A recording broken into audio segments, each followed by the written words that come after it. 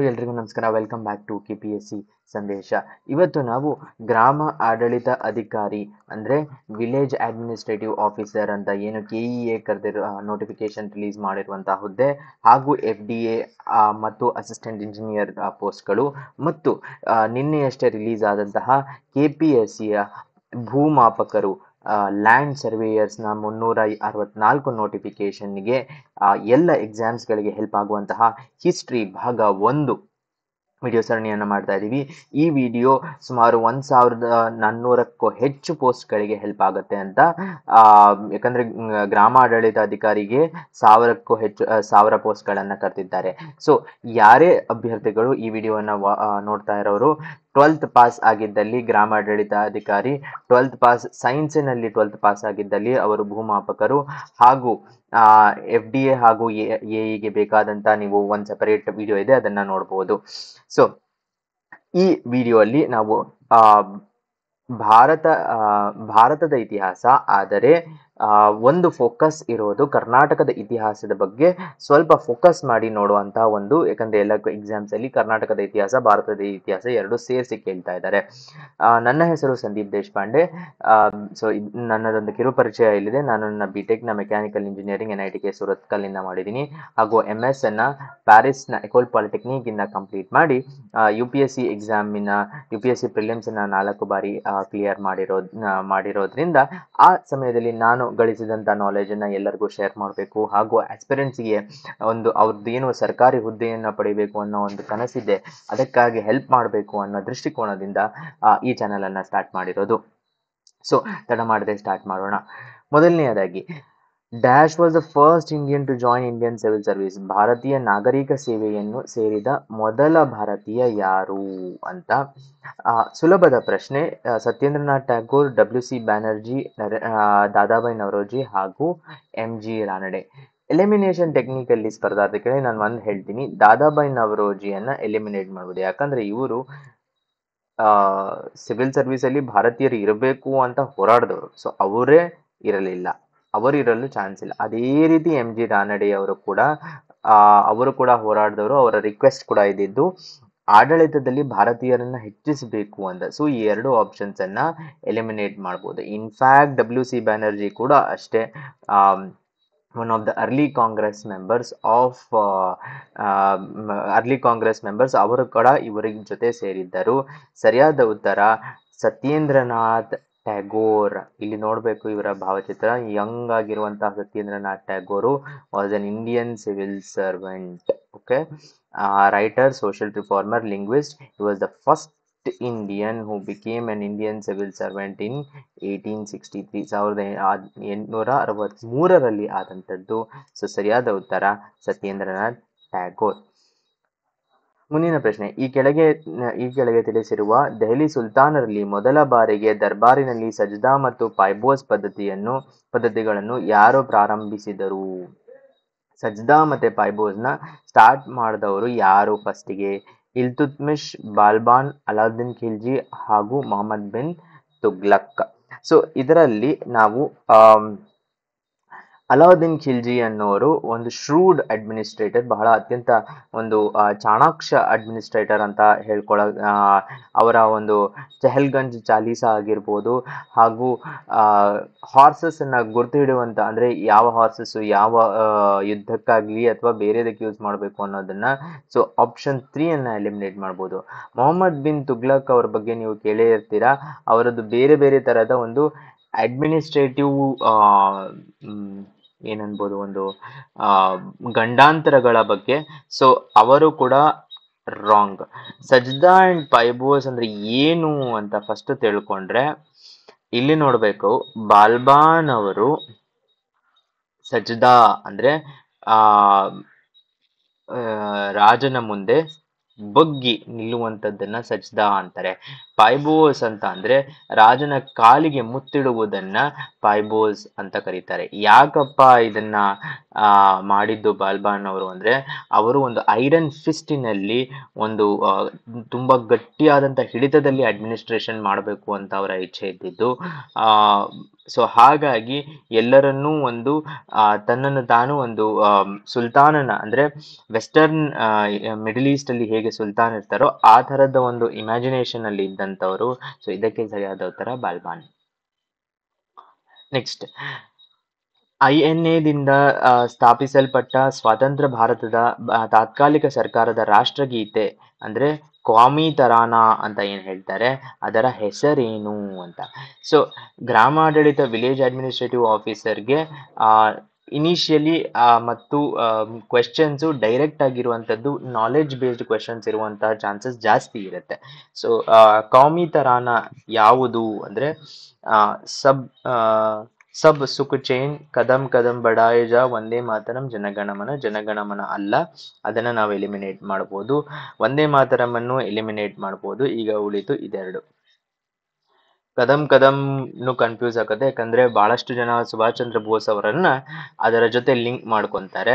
ಆದ್ರೆ ಇಲ್ಲಿ ನೋಡ್ಬೋದು ನೀವು ಆಜಾದ್ ಹಿಂದ್ ಫೌಜ್ ಅಂತ ಒಂದು ಏನು ಇದರ ಆಜಾದ್ ಹಿಂದ್ ಫೌಜಿನ ಫ್ಲಾಗ್ ಏನಿದೆ, ಆ ಫ್ಲಾಗ್ ಅನ್ನು ಹಾರಿಸಿ ಎಲ್ಲರೂ ಹಾಡುತ್ತಿರುವಂತಹ ಒಂದು ಗೀತೆ ಯಾವುದಪ್ಪ ಅಂತ ಅಂದ್ರೆ ಸಬ್ ಸುಖ್ ಚೈನ್ ಅಥವಾ ಶುಭ್ ಸುಖ್ ಚೈನ್ ಅಂತ ಏನ್ ಹೇಳ್ತಾರೆ, ಆಸ್ಪಿಷಿಯಸ್ ಹ್ಯಾಪಿನೆಸ್.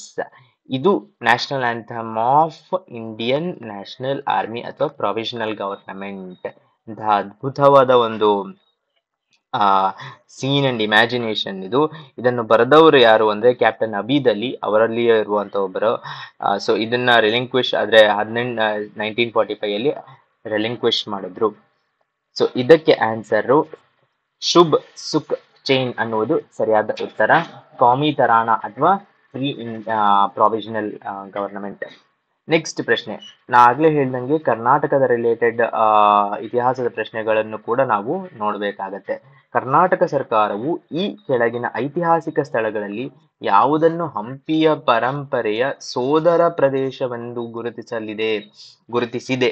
ಓಕೆ, ಯಾವುದನ್ನ sister heritage site of Hampi ಅಂತ ಗುರುತಿಸಿದ್ದಾರೆ ಅನ್ನುವ ಪ್ರಶ್ನೆ. ಅಂಕೋರ್ ವಾಟ್, ಮಾಚು ಪೀಚು, ಬೋರೋಬುದೂರ್ ಇಂಡೋನೇಷಿಯಾ ಹಾಗೂ ಗೀಜಾ. ಈ ತರದ ಪ್ರಶ್ನೆ ನಾಲೆಡ್ಜ್ ಪ್ರಶ್ನೆಗಳು ಸ್ಪರ್ಧಾರ್ಥಿಗಳೇ, ಯಾವುದೇ ಗೆಸ್ ವರ್ಕ್ ಇರುವುದಿಲ್ಲ, ಡೈರೆಕ್ಟ್ ಆನ್ಸರ್ ಗೊತ್ತಿರಬೇಕು. ಇಲ್ಲಿ ನೋಡ್ಬೇಕು, ಇದು ಮಾಚು ಪಿಚು ಹಾಗೂ ಇದು ಹಂಪಿ. ಇವೆರಡೂ ಸಿಸ್ಟರ್ ಹೆರಿಟೇಜ್ ಸೈಟ್ಸ್ ಅಂತ ಕರೀತಾರೆ. ಯಾಕೆ ಅಂತ ಅಂದ್ರೆ both the sites built around same time, 14th ಇಂದ 15th ಸೆಂಚುರಿಯಲ್ಲಿ ಎರಡೂ ಬಿಲ್ಡ್ ಆಗಿರುವುದು. ಸೊ ಒಂದು ಕಾರಣ. ಸೆಕೆಂಡ್ ಏನು ಅಂದ್ರೆ both sides are famous for sun temples, ಎರಡರಲ್ಲಿಯೂ ಸನ್ ಟೆಂಪಲ್ಸ್ ಇದೆ. ಸೊ ಹಾಗಾಗಿ ಯುನೆಸ್ಕೋ ಅವರು ಆಮೇಲೆ ಅದೆರಡೂ ಯುನೆಸ್ಕೋದ ವರ್ಲ್ಡ್ ಹೆರಿಟೇಜ್ ಸೈಟ್ಸ್, ಎರಡೂ ವರ್ಲ್ಡ್ ಹೆರಿಟೇಜ್ ಸೈಟ್ಸ್ ಆದ್ರಿಂದ ಅದೆರಡನ್ನು ಅಂದ್ರೆ ಮಾಚು ಪೀಚು, ಪೆರು ಅಲ್ಲಿರುವಂತಹ ಮಾಚು ಪೀಚು ಹಾಗೂ ಭಾರತದಲ್ಲಿರುವ ಹಂಪಿಯನ್ನ ಕರ್ನಾಟಕ ಸರ್ಕಾರವು ಸಿಸ್ಟರ್ ಹೆರಿಟೇಜ್ ಸೈಟ್ಸ್ ಅಂತ ಕನ್ಸಿಡರ್ ಮಾಡಿದೆ. So option 2 Machu Picchu is the right answer. So ಮುಂದಿನ ಪ್ರಶ್ನೆ, 1891ರಲ್ಲಿ ಮೊದಲ ಬಾರಿಗೆ ನಡೆದ ಮೈಸೂರು ಸಿವಿಲ್ ಸರ್ವಿಸ್ನ ಪರೀಕ್ಷೆಯನ್ನು ಯಾವ ದಿವಾನರು ಪ್ರಾರಂಭಿಸಿದರು ಅನ್ನುವ ಪ್ರಶ್ನೆ. C Rangacharlu, K Seshadri Iyer, M Visvesvaraya ಹಾಗೂ ಬಸಪ್ಪ ಶಾಸ್ತ್ರಿಯವರು. ಸೊ ಈ ಕ್ವೆಶನ್ಗೆ ನೀವು ಒಂದು ವಿಷಯ ತಿಳ್ಕೋಬೇಕು ಸ್ಪರ್ಧಾರ್ಥಿಗಳೇ. ಶೇಷಾದ್ರಿ ಅಯ್ಯರ್ ಅವರೇನಿದ್ದಾರೆ, ಅವರು ಅತ್ಯಂತ longest serving Dewan of Mysore kingdom, ಸರಿಸುಮಾರು 18 ವರ್ಷಗಳ ಕಾಲ ಇದ್ರು. ಹಾಗೂ he started Mysore civil service examination ಯಾವಾಗ ಅಂತಂದ್ರೆ 1891 ನಲ್ಲಿ. And department of geology, department of agriculture ಎಲ್ಲವೂ ಸ್ಟಾರ್ಟ್ ಮಾಡಿದಂತ ಒಂದು ವಿಷನರಿ ದಿವಾನ್ ಶೇಷಾದ್ರಿ ಅಯ್ಯರ್ ಅವರಾಗಿದ್ದರು. ಸೊ ಇದಕ್ಕೆ ಸರಿಯಾದ ಉತ್ತರ ಬಂದು Seshadri Iyer. Option B is the right answer. ಮುಂದಿನ ಪ್ರಶ್ನೆ, name the Arab traveller who visited Kannauj. ಅಂದ್ರೆ ಈ ಕೆಳಗಿನ ಪಟ್ಟಿಯಲ್ಲಿ 10ನೇ ಶತಮಾನದ ಪೂರ್ವಾರ್ಧದಲ್ಲಿ ಕನೋಜ್ ಅನ್ನು ಭೇಟಿ ಮಾಡಿದ ಅರಬ್ ಪ್ರವಾಸಿಗನನ್ನು ಹೆಸರಿಸಿ ಅಂತ ಕೇಳಿದ್ದಾರೆ. ಅಲ್ ಬೆರೂನಿ, ಮಸೂದಿ, ಅಲ್ ಬಹದುರಿ ಹಾಗೂ ಅಲ್ ಮದೈನಿ ಇವರಲ್ಲಿ ಯಾರು ಅಂತ ಸ್ಪೆಸಿಫಿಕ್ ಆದಂತ ಪ್ರಶ್ನೆ, ಸ್ವಲ್ಪ ಕಠಿಣ, ಸ್ವಲ್ಪ ಡಿಫಿಕಲ್ಟ್ ಪ್ರಶ್ನೆ. ಆದರೂ ನಾವು ಒಂದು ವಿಷಯ ತಿಳ್ಕೋಬೇಕು, ಅಲ್ ಮಸೂದಿ ಅನ್ನೋರು ಹೆರಡೋಟಸ್ ಆಫ್ ಅರಬ್ಸ್ ಅಂತ ಕರೀತಾರೆ. ಸೊ ಹೆರಡೋಟಸ್ ಅನ್ನೋರು ವೆಸ್ಟರ್ನ್ ವರ್ಲ್ಡ್ ಯುರೋಪಿನಿಂದ ಬಹಳ ಕಡೆ ಟ್ರಾವೆಲ್ ಮಾಡಿ ಜಗತ್ ಹೇಗಿದೆ ಅಂತ ಅವರಿಗೆ ತಿಳಿಸಿಕೊಟ್ಟಂತಹ ಒಬ್ಬ ಮನುಷ್ಯ. ಅದೇ ತರ ಅಲ್ ಮಸೂದಿ ಅವರು ಅರಬ್ಸಿನಿಂದ ಟ್ರಾವೆಲ್ ಮಾಡಿ ಎಲ್ಲರಿಗೂ ಭಾರತ ಆಗ್ಲಿ ಬೇರೆ ದೇಶಗಳು ಹೇಗಿದೆ ಅಂತ ತಿಳಿಸಿಕೊಟ್ಟಂತಹ ಪರ್ಸನ್ ಅಲ್ ಮಸೂದಿ.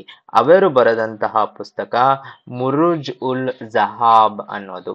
ಸೊ ಈ ಪುಸ್ತಕವನ್ನ ದ ಮಿಡೋಸ್ ಆಫ್ ಗೋಲ್ಡ್ ಅಂತ ಏನ್ ಕರೀತಾರೆ, ಆ ಪುಸ್ತಕದಲ್ಲಿ ಭಾರತದ ಬಗ್ಗೆ, ಕನೋಜ್ನಲ್ಲಿ ಹೇಗಿತ್ತು ಭಾರತ, ಎಲ್ಲದರ ವಿಶ್ಲೇಷಣೆ ಇದೆ. ಸೊ ಇದಕ್ಕೆ ಸರಿಯಾದ ಉತ್ತರ ಅಲ್ ಮಸೂದಿ. ಮುಂದಿನ ಪ್ರಶ್ನೆ, legislative council in princely state of Mysore. ಮೈಸೂರಿನ ಸಂಸ್ಥಾನದಲ್ಲಿ ಶಾಸಕಾಂಗ ಮಂಡಳಿಯನ್ನು ಯಾವಾಗ ಸ್ಥಾಪಿಸಲಾಯಿತು? 1901, 1905, 1907 ಹಾಗೂ 1914. ಎಲ್ಲ ಕ್ಲೋಸ್ ಆನ್ಸರ್ಸ್ ಆಪ್ಷನ್ಸ್ ಇದೆ. ಇಲ್ಲಿ ನೋಡ್ಬೋದು, ಪಾರ್ಲಿಮೆಂಟ್ ಆಫ್ ಇಂಡಿಯಾ ಅಲ್ಲಿ ಸ್ಟೇಟ್ ಲೆಜಿಸ್ಲೇಟಿವ್ ಕೌನ್ಸಿಲ್ಸ್ ಎಲ್ಲೆಲ್ಲಿದೆ, ಯಾವಾಗ ಸ್ಥಾಪಿಸಲಾಯಿತು ಅಂತ ಕೊಟ್ಟಿದ್ದಾರೆ. ಅದರಲ್ಲಿ ಕರ್ನಾಟಕ ಲೆಜಿಸ್ಲೇಟಿವ್ ಕೌನ್ಸಿಲ್, ಅದನ್ನ ಕ್ಲಿಕ್ ಮಾಡಿದಾಗ 1907 ಅಂತ ಕ್ಲಿಯರ್ ಆಗಿ ಕೊಟ್ಟಿದ್ದಾರೆ. ಯಾಕೆ ಅಂದ್ರೆ to associate certain non official persons. ಅಂದ್ರೆ ಈಗ ಆಫೀಸ್ ಅಲ್ಲಿ ಕೆಲವರು ಇರ್ತಾರೆ, ಅಂದ್ರೆ ಅವರು ನಾಲೆಡ್ಜ್ ಆಫ್ ಲಾಸ್ ಎಲ್ಲ ಗೊತ್ತಿರುತ್ತೆ, ಆದರೆ ಜನರ ಕಷ್ಟಗಳನ್ನು ಬಲ್ಲ, ಜನರಿಗೆ ಬೇಕಾದದ್ದನ್ನು ಬಲ್ಲ ಒಬ್ಬ ಜನಪ್ರತಿನಿಧಿ ಇರಬೇಕು. ಆ ಜನಪ್ರತಿನಿಧಿಯನ್ನು ಇಲ್ಲಿ ಸೇರಿಸಲು, ಲೆಜಿಸ್ಲೇಟಿವ್ ಕೌನ್ಸಿಲ್ ಅಲ್ಲಿ ಸೇರಿಸಲು ನಾನ್ official person having experience and knowledge of local conditions and requirements. So ಆ ಪ್ರತಿನಿಧಿಯನ್ನ ಸೇರಿಸಲು 1907ರಲ್ಲಿ ಮೈಸೂರ್ ಲೆಜಿಸ್ಲೇಟಿವ್ ಕೌನ್ಸಿಲ್ ನ ಸ್ಟಾರ್ಟ್ ಮಾಡಿತ್ತು. So 1907 is the right answer. So ಇದರೊಂದಿಗೆ ಗ್ರಾಮ ಆಡಳಿತ ಅಧಿಕಾರಿ, FDA, AE ಹಾಗೂ ಮಾಪಕರು ಇದೆಲ್ಲದಕ್ಕೆ ಹೆಲ್ಪ್ ಆಗುವಂತಹ ಹಿಸ್ಟ್ರಿ ಭಾಗ 1 ಸಾಲ್ವ್ ಮಾಡಿದೀವಿ. ಮುಂದಿನ ಲೆಕ್ಚರ್ ಒಂದಿಗೆ ಮತ್ತೆ ಸಿಗೋಣ. ನಿಮ್ಮ ಸಪೋರ್ಟ್ ಹೀಗೆ ಇರಲಿ.